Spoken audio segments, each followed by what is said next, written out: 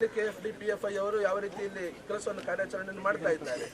ಇದು ಇವತ್ತು ಸ್ಪಷ್ಟ ಆಗಿದೆ. ಇವತ್ತು ಇಂಡಿಯನ್ ಮುಜಾಹಿದೀನ್ ಮತ್ತು ISIS ಗೆ ಯುವಕರು ಹೋಗ್ತಾ ಇದ್ದಾರೆ. ಅದರ ಹಿಂದೆ ಇರುವಂಥದ್ದು PFIA, ಬೇರೆ ಯಾರು ಅಂತ ಆಗಲೇಬೇಕು. ಈ ಎರಡು ಕಾರಣದಿಂದಾಗಿ ಇವತ್ತು ಈ ಗಲಭೆಗಳು ಇಷ್ಟು ದೊಡ್ಡ ಪ್ರಮಾಣದಲ್ಲಿ ನಡೀತಾ ಇರುವಂಥದ್ದು. ನಿಷ್ಪಕ್ಷಪಾತವಾಗಿ ಇವತ್ತು ಸರ್ಕಾರ ಅಧಿಕಾರಿಗಳು ಕ್ರಮವನ್ನು ಕೈಗೊಳ್ಳಬೇಕಾಗಿದೆ. ಇದನ್ನು ಇವರಿಗೆ ಮಾನವೀಯ ನೆಲೆಯಲ್ಲಿ ಇವತ್ತು ದೊಡ್ಡ ಮಟ್ಟದಲ್ಲಿ ಕೇಳಬೇಕು. ನಾವು ಇವರು ಗೃಹ ಸಚಿವರೇ ಬರಬೇಕು ಅಂತ ಸರ್ಕಾರದ ಪ್ರತಿನಿಧಿ ಅಂತ ಹೇಳಿಕೊಂಡು ಪಾರ್ಥಿವ ಶರೀರಕ್ಕೆ ಯಾವುದೇ ಕಾರಣಕ್ಕೆ ಅಗೌರವ ಆಗಬಾರದು, ಒಳ್ಳೆಯ ರೀತಿಯಲ್ಲಿ ಅಂತ್ಯ ಸಂಸ್ಕಾರ ಆಗಬೇಕು ಅನ್ನೋದನ್ನು ಗಮನದಲ್ಲಿಟ್ಟುಕೊಂಡು ಈಗ ತಮಗೆ ಗೌರವವನ್ನು ಕೊಡ್ತೀವಿ. ತಾವು ಸರ್ಕಾರದ ಕಡೆ ಇವತ್ತು ಏನೊಂದು ಘಟನೆ ಆಗಿದೆ ನಮ್ಮ ಜಿಲ್ಲೆಯಲ್ಲಿ, ಒಬ್ಬ ಯುವಕ ಈ ಒಂದು ಹಿಂಸೆಯ ಒಂದು ವ್ಯಕ್ತಿಯಾಗಿದ್ದಾರೆ. ಇದು ನಮಗೆಲ್ಲರಿಗೂ ಕೂಡ ಬಹಳ ನೋವಿನ ವಿಷಯ. ನಾವು ಒಂದು ಜಿಲ್ಲಾಧಿಕಾರಿಯಾಗಿ ಪಕ್ಷಪಾತ ಇಲ್ಲದೆ ಒಬ್ಬ ಅಧಿಕಾರಿಯಾಗಿ ನನಗೆ ಪರ್ಸನಲಿ ಬಹಳ ನೋವು ತರುವ ವಿಷಯ. ಈ ಥರ ಹಿಂಸೆಯಲ್ಲಿ ನಾವು ಕಳ್ಕೊಂಡು ಒಬ್ಬ ಮನೆಯಲ್ಲಿ ಒಬ್ಬ ವ್ಯಕ್ತಿ ಕಳ್ಕೊಂಡಾಗ ಆ ಮನೆಗೆ ಉತ್ತರ ಕೊಡುವುದಕ್ಕೆ ಕೂಡ ನಮಗೆ ಮಾತು ಬರುವುದಿಲ್ಲ. ಆ ಪರಿಸ್ಥಿತಿಯಲ್ಲಿ ಆ ಮನೆ ಇದೆ ಇವತ್ತು ಏನು ತಮ್ಮ ನೋವಿದೆ ಅದೆಲ್ಲ ನಾನೊಂದು ಅಧಿಕಾರಿಯಾಗಿ ನನಗೆ ಅರ್ಥ ಆಗುತ್ತೆ. ಹೇಳಕ್ ಹೋದ್ರೆ ಇದರ ಬಗ್ಗೆ ಏನು ಮಾತಾಡೋದಕ್ಕೆ ನನಗೆ ಮಾತು ಬರ್ತಾ ಇಲ್ಲ.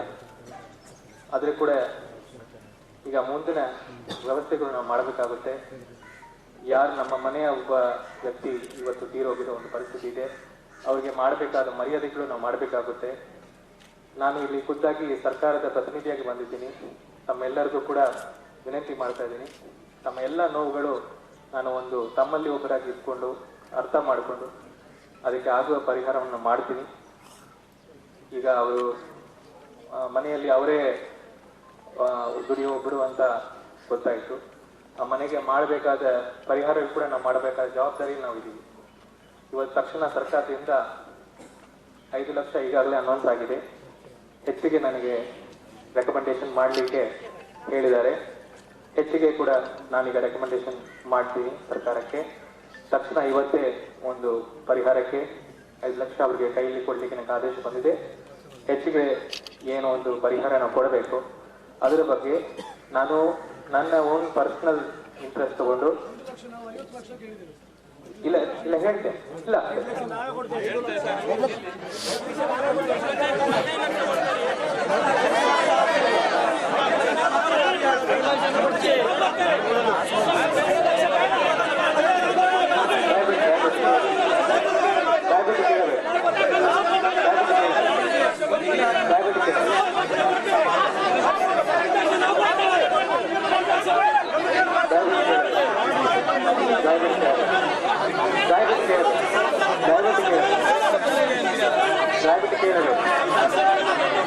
ನನ್ನ ಮಾತು ಕೇಳಬೇಕು. ಈಗ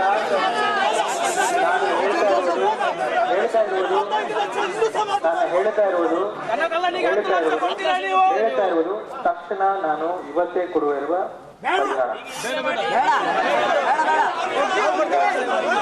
ಈಗ ಸರ್ಕಾರದಿಂದ ಆಲ್ರೆಡಿ ಇನ್ನೊಂದು 5 ಲಕ್ಷ ಮಂಜೂರು ಆಗಿದೆ. ಮತ್ತೆ ಇನ್ನೂ ಕೂಡ ಹೆಚ್ಚಿಗೆ ಈಗ ಅವರ ಪರಿಸ್ಥಿತಿ ನೋಡಿಕೊಂಡು ಅವರಿಗೆ ಬೇರೆ ಬೇರೆ ವಿಷಯ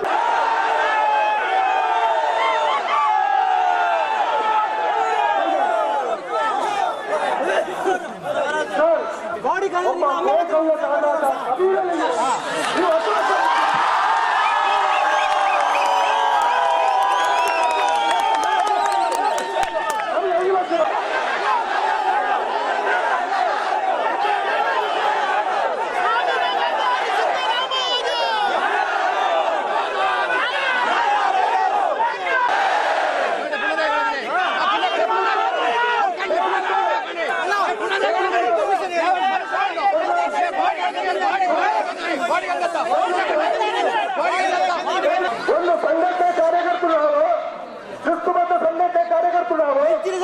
ಸ್ವಲ್ಪ ಹೇಳುದು ಒಂದು ಸ್ವಲ್ಪ ಕೇಳಿ, ಒಂದು ನಿಮಿಷ. ಒಂದು ಸರಿ